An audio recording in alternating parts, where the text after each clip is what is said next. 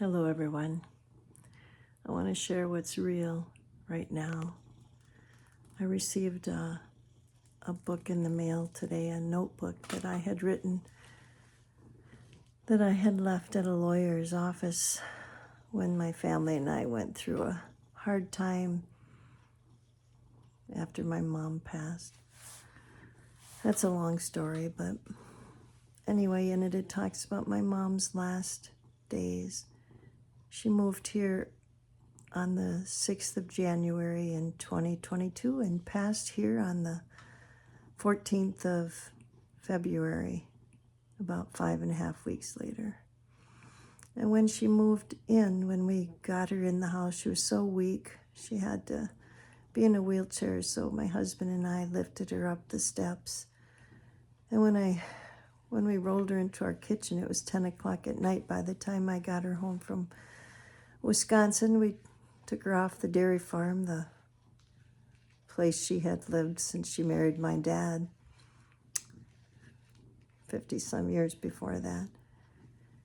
When we got her into the light of our kitchen, my husband, who's a family doc, said, "Joni, do you have any pain?"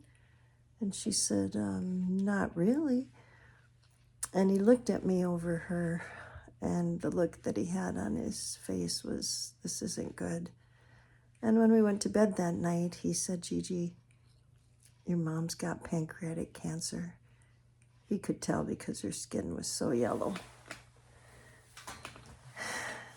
Anyway, the two thoughts that I had were, one, I was going to be the one of all my siblings to walk her down these last days. And number two, everybody was going to come to say goodbye to her. I just knew it was going to be a wonderful. He thought she only had 2 or 3 weeks to live. She did live for 5.5 weeks. But when we came into the house that night, the song, "Jesus Paid It All," came with us. I didn't know that hymn very well. I knew the end of it. I knew the chorus, I knew that well. So the 5 weeks that I'd sit in the bathroom with my mom while she'd be sitting on the toilet, I was on the floor just sitting there. I memorized that song. See, my mom was a very strong, devout Catholic, but Catholicism was so important to her. And I wanted Jesus to be the only thing that she clung to in her last days. And so I tried to talk to her about that book, but she wasn't interested.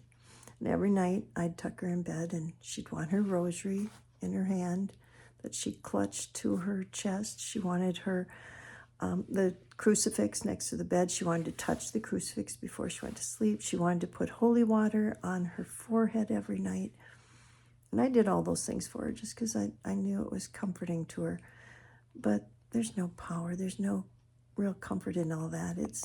I just wanted her to lean on Jesus.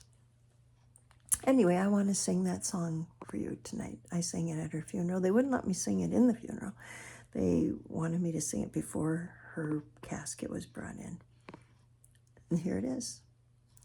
Jesus paid it all to him I owe. Sin had left a crimson stain, he washed it white as snow. I see. It talks about how it says in the beginning, I see you have no strength. Your strength is small. And then the song is Jesus saying, "Find in me your all in all."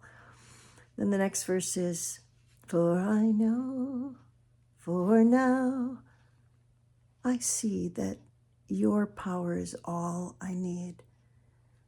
And then the third verse is, "For nothing can I bring to claim his grace, but I'll wash my garments white in the blood of Calvary's Lamb." And the last verse is, "When I stand before the throne, complete,